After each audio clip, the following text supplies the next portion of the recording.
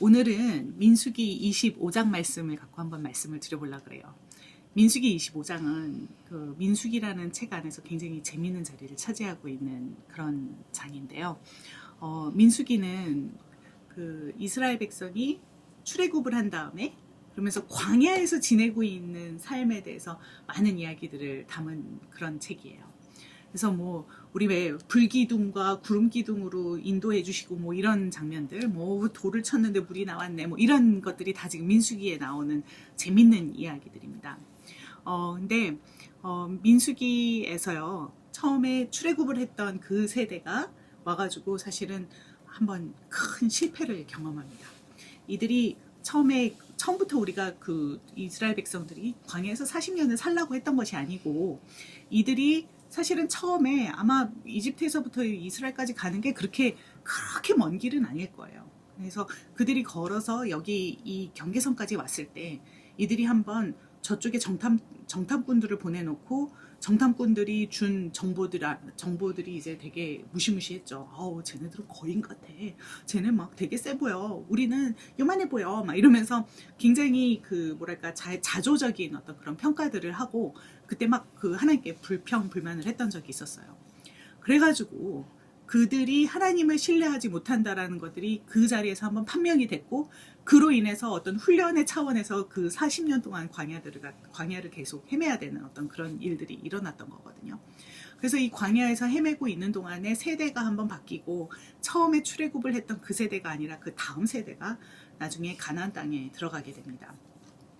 25장은 이 세대가 바뀌는 어떤 경계선상에 있는 그 전 세대의 이야기가 끝나고 그 다음 세대의 이야기가 시작되는 어떤 경계선 안에서 일어나는 일이기도 하고요. 그리고 사실 이 25장의 배경이 되는 시딤이라는 장소도 딱 그 경계선이에요. 여기에서 가나안 땅이 보이는 어떤 경계선의 자리에 와가지고 이들이 경험하고 있는 어떤 경계선상의 어떤 현상들, 그런 것들이 보여지는 것이 25장에서 나오는 일입니다. 저는 이 경계선 상에서 일어나는 일들을 갖고 많은 어떤 학문적인 활동을 하고 있는데요. 여기에서도 너무 재미있는 일들이 많이 일어나요. 사실 재미있다기보다도 기가 막히게 terrifying한, 아주 무서운 일들이 이 안에서 일어납니다. 여기에서 지금 그 이스라엘 백성이 이 옛날에 자기의 아버지 세대가 완전 실패를 했던 어떤 경계선상의 어떤 그 경험들을 앞두고 나서 되게 불안에 떨었던 것 같아요. 그래서 이들이 종교를 찾죠. 종교를 찾을 때 하나님께서 원하시는 건 하나님께 기도하고 하나님께 제사 지내고 하나님하고 무언가를 해보자. 내가 여태까지 너희를 이렇게 인도했으니 이랬으면 좋겠다.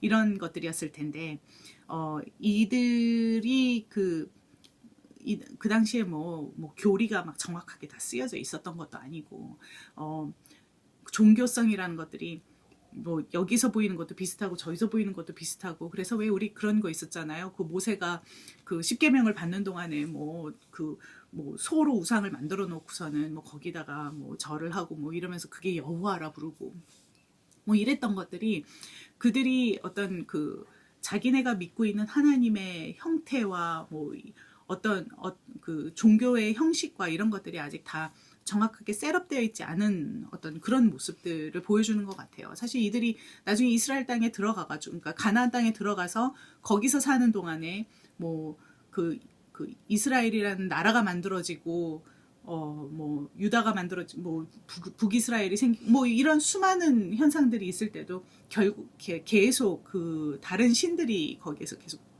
뭐 어디선가 우글우글 계속 존재했었거든요. 그것들이 아마 다 어떤 그 여호와 유일신 사상이 제대로 박혀 있지 않은 이런 그 민중이 갖고 있었던 종교성들이 여기저기서 표현됐던 것 같아요. 여기서도 그런 일이 일어났던 것 같아요. 하나님을 찾아야 되는데 어떻게 찾아야 될지 모르니까 모압 사람들이 제사를 지내고 있을 때 가가지고 껴가지고 같이 제사를 지내고 무언가를 거기서 하고 온 거죠. 근데 그것에 대해서 하나님께서 진노하시는 장면이 나옵니다.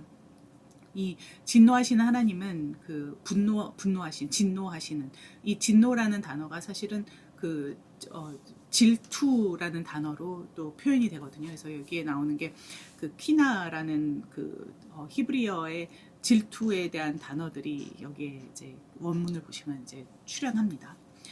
그 질투하신 하나님이 어마어마하게 폭력적인 하나님이 되십니다. 다 죽여라. 그렇게 해서 모압 사람들하고 뭔가를 했던 사람들 다 죽여라.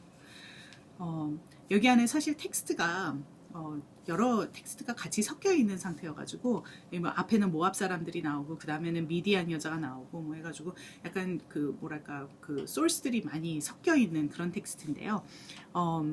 그 이들이 어떤 제대로 해내지 못하는 어떤 하나님의 폭력을 그대로 실행해내지 못하는 어떤 그런 모습들 가운데서 그 다음 텍스트는 이제 그 이스라엘 자손들 사이에서 연병이 돌고 그 연병이 도는 가운데서 엘르아살의 아들인 제사장 비느하스라는 사람이 그 미디안 여자와 이스라엘 남자가 둘이 합방을 하려고 하는 어떤 그런 장면을 포착하고 쫓아 들어가서 이들을 그 창으로 사실 이렇게 꿰뚫면서 죽여버리는 거거든요. 그 남자와 여자를. 그러면서 그 어떤 열정, 어떤 폭력성이 그 잔뜩 들어있는 그 열정을 보여줌으로써 하나님이 갖고 있었던 진노와 질투가 가라앉는 어떤 그런 현상들을 이 텍스트 안에서 보여줍니다. 그러고서는 사실 이 비느하스라는 이 제사장이 어마어마한 축복을 받아서 그 당시에 이제 어떻게 되냐면요.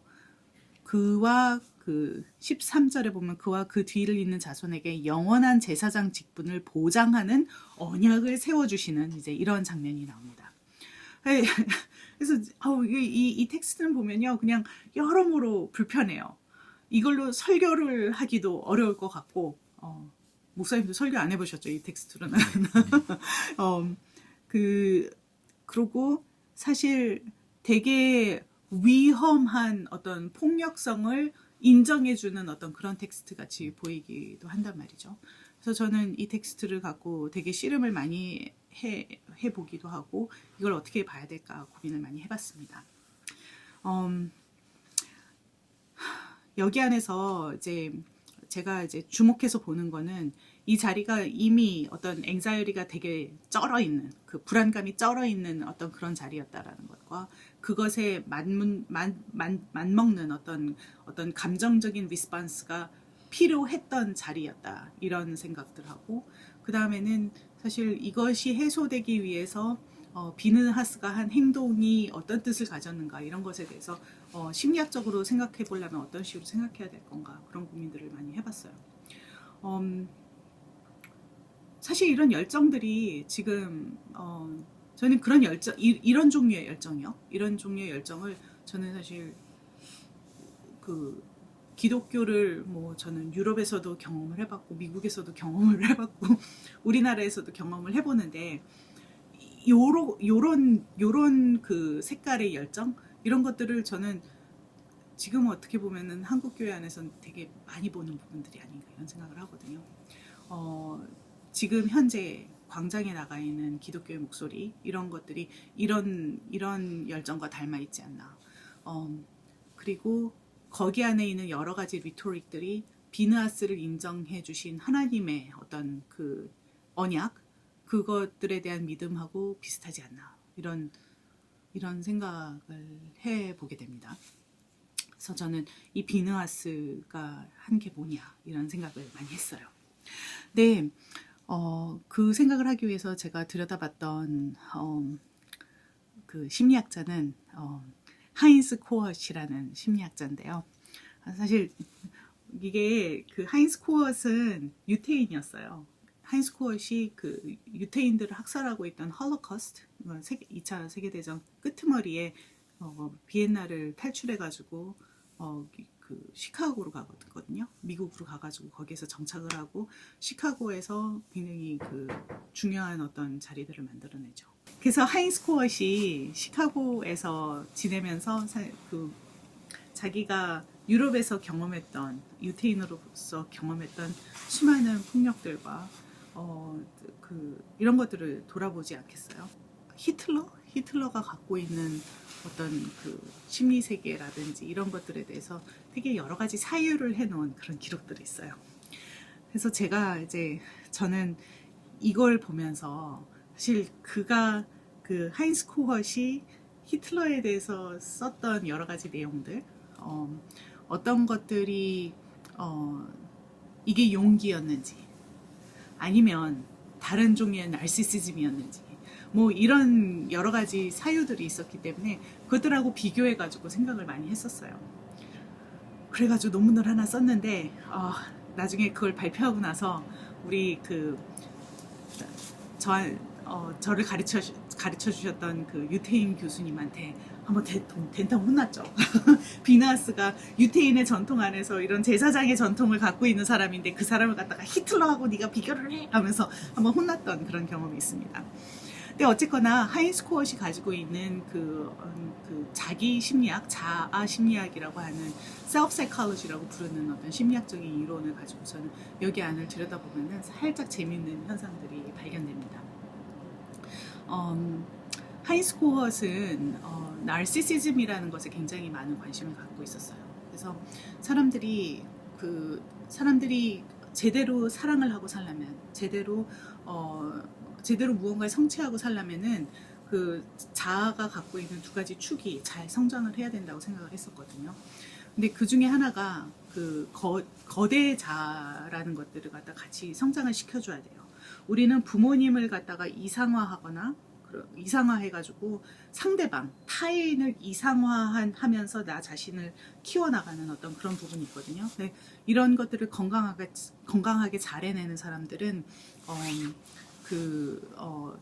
좋은 이상을 갖고, 좋은 목표를 갖고, 좋은 어떤 그 지향을 갖고 살아가는 어떤 그런 것들이 되는 거예요. 근데 그거 한편으로는 자기 자신에 대한 깊은 사랑도 사실 같이 발전을 해야지 이런 타인을 이상화하는 요 다른 축하고 같이 그 자아라는 것이 탄탄하게 형성이 된다고 생각을 해요. 그래서 이 나 자신을 사랑하는 거 거대자라고 부르거든요. 거대자가 같이 잘 성장을 해줘야 돼요. 이 거대자가 어렸을 때 아이들이 하는 거 보면은 나는 슈퍼맨이야 하고서 놀 때 그때 얘는 슈퍼맨이 아닌데 나의 슈퍼맨이라고 생각하고 사는 거잖아요. 요즘엔 슈퍼맨이 아닐 것 같은데 뭐가 될까요? 요즘 애들은 그러게요. 나는 여자애들이 뭐 하는지는 알아요. 난 엘사야. Let it go. 막 이러면서 이런 것들을 한다든지 뭐 나는 공주야. 나는 뭐야 하는 이런 그런 것들을 할 때 부모가 에이 네가 무슨 공주냐 뭐 에이 네가 어떻게 날아 뭐 이러고서는 그걸 갖다가 잘라내면 사실 거대자가 발전할 수 있는 어떤 그런 기회들을 상실을 해요. 이때 그냥 그러니 막 하면서 같이 그 아이들이 갖고 있는 어떤 그런 그 자기 자신에 대한 어떤 환상을 갖다가 같이 뭐랄까 좀 보다듬어주고 키워주고 이러면서 같이 커나가야 되거든요. 그래서 칭찬과 이 뭐 어떤 지지와 이런 것들이 아이들이 건강한 자아를 만들어 나갈 수 있게 합니다. 그런데 어떤 때 보면은 이것이 어렸을 때 제대로 그걸 갖다 제대로 키워내지 못했던 사람들이 나중에 커가지고 뭐 거대자만 잔뜩 커 있다든지 남을 향한 동경만 많이 있고 사실 자기 주장이 없다든지 뭐 이제 이런 현상들이 일어날 수 있는 거예요. 그 거대 자아라는 개념이 되게 어떻게 보면은 우리가 쟤 되게 나르시시스틱해. 지만 잘났어. 뭐 이렇게 생각하는 어떤 그런 지점. 그리고 이런 것들이 저는 종교성이 껴들 수 있는 중요한 지점이라는 그런 연구를 사실은 수행을 했었어요. 그래서 제가 쓴 책이 있는데요.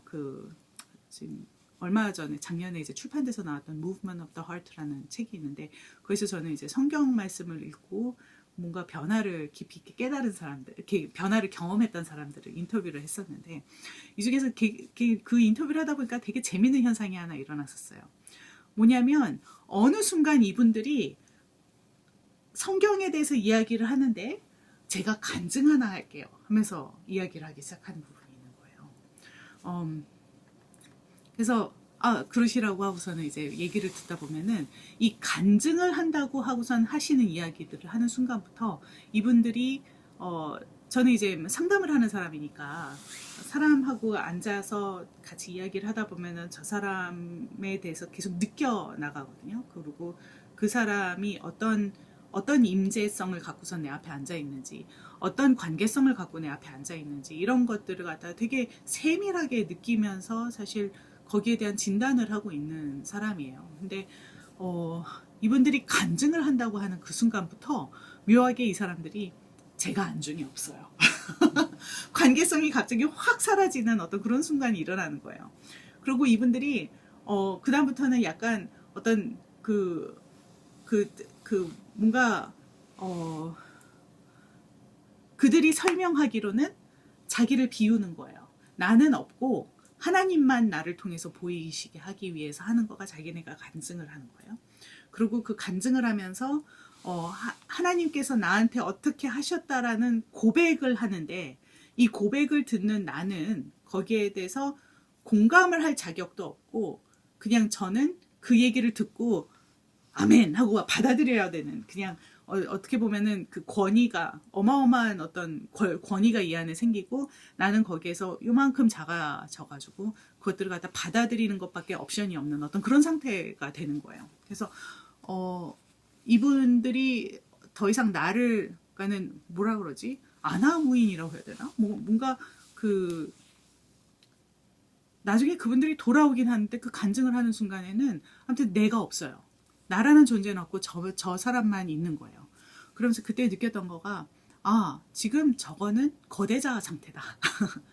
예, 그 기가 막힌 거대자아 상태인데 이들의 언어 안에서는 이게 자기 비움인 거예요. 그러니까는 언어 자체는 자기 자신이 어마어마하게 겸손해진 상태인데 심리적인 어떤 현상은 어마어마하게 커져 있는 상태가 되는 거예요. 그래서 이게 무언가 하는 어떤 그런 고민들을 되게 많이 했었습니다. 그래서 이걸 놓고 어떻게 설명을 해야 될 것인가 이런 고민을 하다가 이 말씀을 만났는데 비느하스 안에서 제가 이 자기 비움을 보게 된 것 같아요. 비느하스가 한 것들을 보면은요, 아론의 손자이자 엘르아살의 아들인 제사장 비느하스가 이것을 보고 회중 가운데서 나와가지고 창을 들고 그 두 남녀를 따라 장막 안으로 들어가 이스라엘 사람을 그 배를 뚫었는데요. 제사장 아론의 손자 엘르아살의 아들 비느하스가 내 질투심으로 질투하여 이스라엘 자손 중에서 내 노를 돌이켜서 내 질투심으로 그들을 소멸하지 않게 하였도다. 그래가지고 그 하나님의 질투심이 비느하스한테 고스란히 들어가가지고 그걸로 행동을 했고 비느하스가 그러고 그렇기 때문에 하나님이 내 질투심을 하나님 자신의 질투심을 제대로 더 이상 발휘하지 않기로 했다 이런 말씀이 이제 여기에 나오는 거예요. 네, 그 하나님의 질투심이 그대로 비느하스의 질투심이 되려면 비느하스가 갖고 있는 느낌이 없이 비느하스는 고스란히 그것을 갖다가 통로가 되었다는 얘기거든요. 어떻게 보면 그거가 그 키노시스, 그 자기 비움, 그래서 그 비느하스는 없고 하나님만 있는 어떤 그런 상태가 되어 있는 거예요. 그래서 여기 안에서 저는 제가 그 인터뷰를 했던 분들의 간증할 때의 모습하고 되게 비슷한 모습을 보게 됐습니다.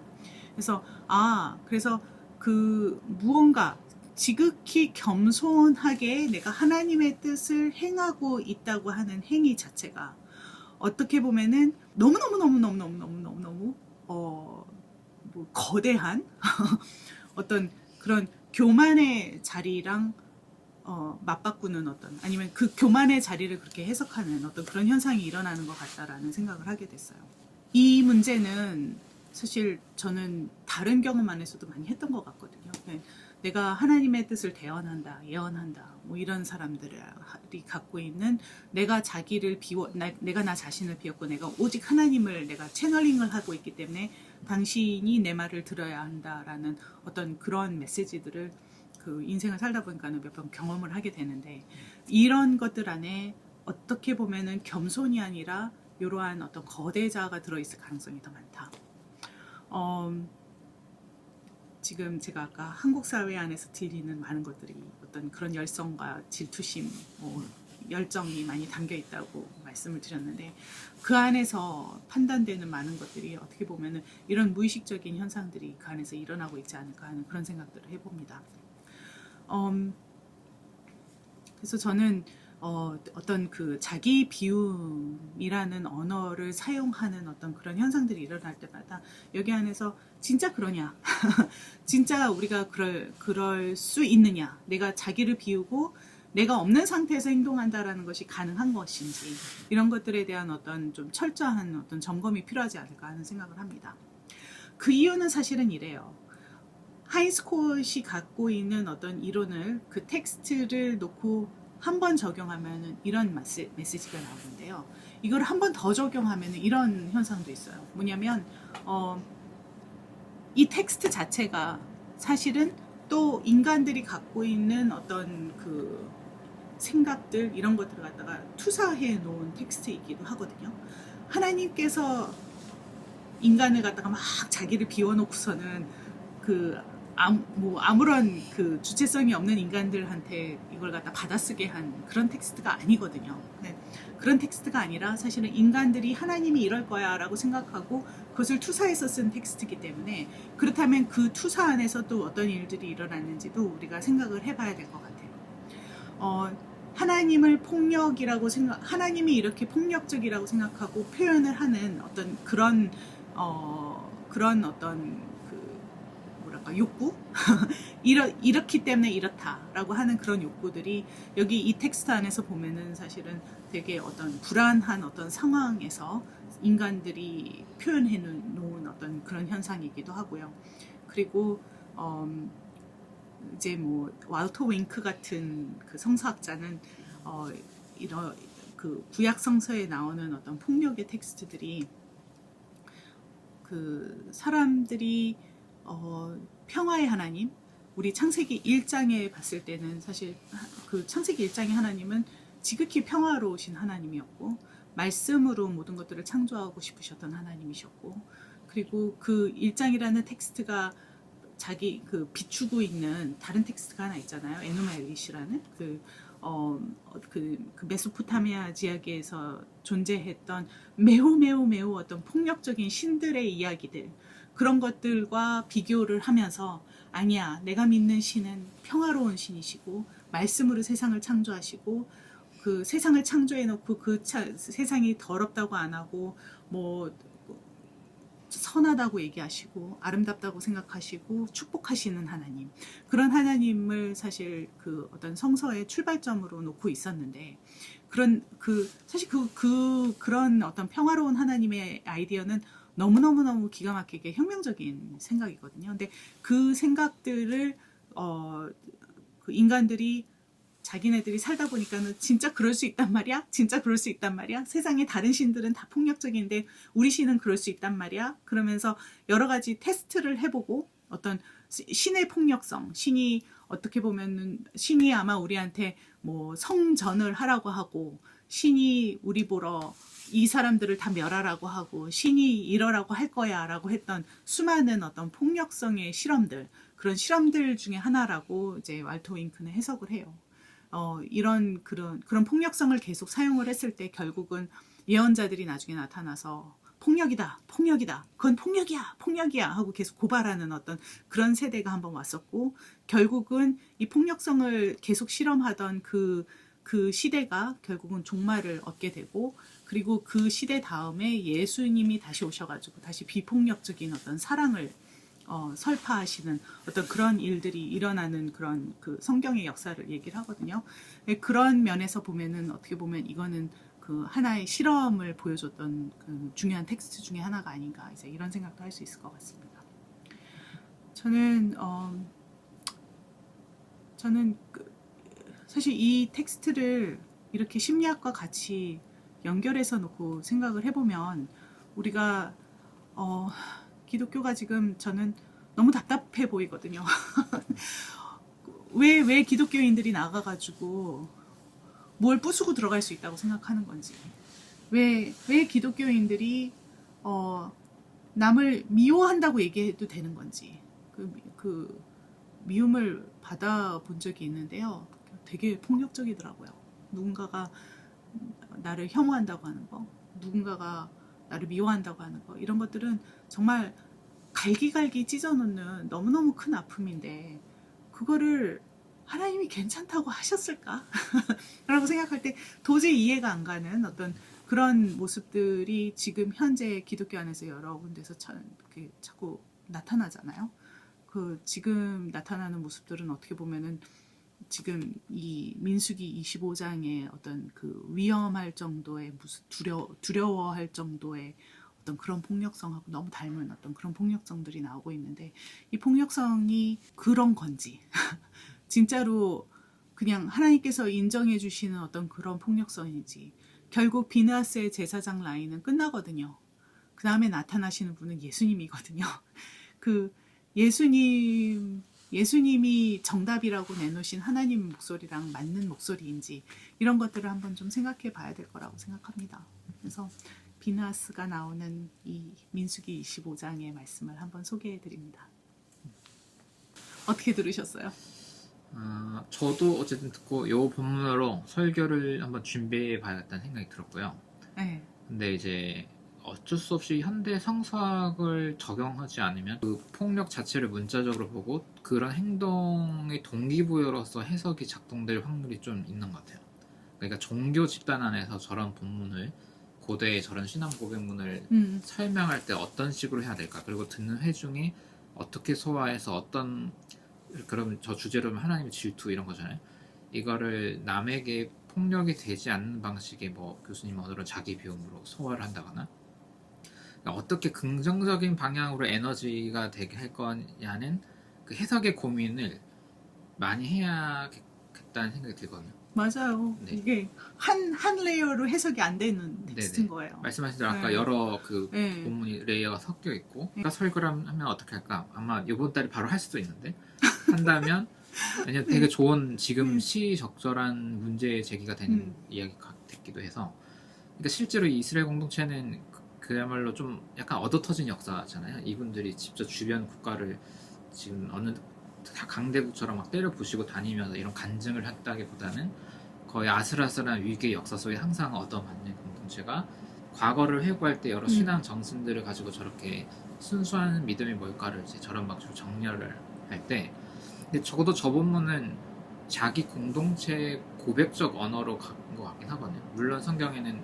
이제 여러 하나님의 기적으로 다른 나라를 공격하는 폭력이 외부로 가는 부분도 있지만, 저거는 이제 우리 공동체의 순수성에 뭔가 문제가 있어서 우리가 이렇게 되지 않았을까를 회고하는 방식으로 하면 또 나름의, 물론 단어는 폭력적이긴 한데 쓰는 주제나 이런 건, 근데 어떻게 보면 자기 회고적 방식으로 자기 집단을 성찰하는 방식의 이야기고, 민수기라는 건 넘버링을 하는 것도 뭐 기독교 언어로 따지면 그 다음에 거듭난 사람들이 새로운 멤버가 어떻게 되고 뭐 이런 식으로 해석을 해본다면 약간의 자조적인 언어로 자기 반성적 텍스트로 갈 수도 있을 것 같고, 그렇게 해석을 하면 이게 해석과 적용을 할 때 폭력적이지 않은 방식으로 하나님의 질투심을 좀 더 예수의 사랑에 어울리는 방식으로 자기 점검하는, 공동체가 자기 점검을 하고 나를 자기 점검하는 방식으로 가면 좋겠는데, 근데 이러려면 어쩔 수 없이 현대 성서학이라든지 뭐 이런 팩트 체크라든지 뭐 여러 가지가 다 들어가야만 갈 수 있을 것 같아요. 안 그러고 즉자적으로 가면 너무 쉽게 폭력적인 방식으로 사실 너무너무 무서운 텍스트기도 해요. 네. 그냥 쓴다고 했을 때. 네. 그래서 좀 가이드가 좀, 그러니까 설교나 이제 공동에서 큐티를 하거나 묵상을 할 때 너무 복잡하지 않으면서도 이거를 좀 안전하게 해석할 수 있는, 의미 있게 해석할 수 있는 약간의 가이드, 그런 게 필요한 것 같기도 하고 그렇습니다. 네. 그러게 말입니다. 그런 텍스트가 사실 성서 안에 너무 많죠. 되게 위험한 텍스트들이 많아요. 네. 그런데 그 텍스트들을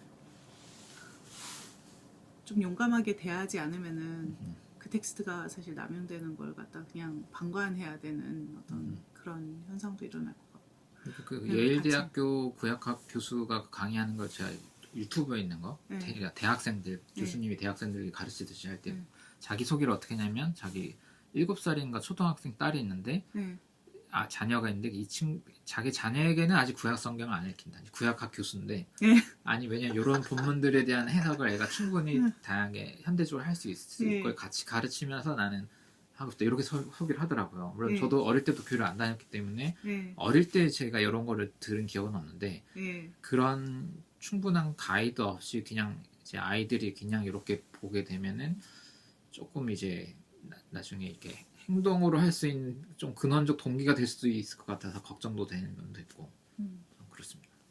그렇죠. 그리고 참 오래된 텍스트기도 하고.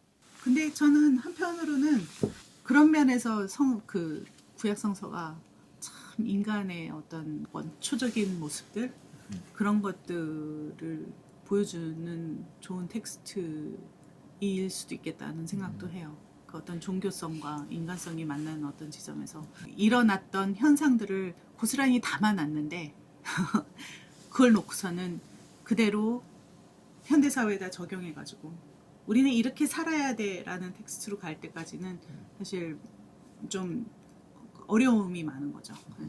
이런 어려운 텍스트 몇 개 좀 더 건드려 보죠. 네. 앞으로. 네, 감사합니다. 감사합니다. 이렇게 끊어도 될까요? 네, 감사합니다.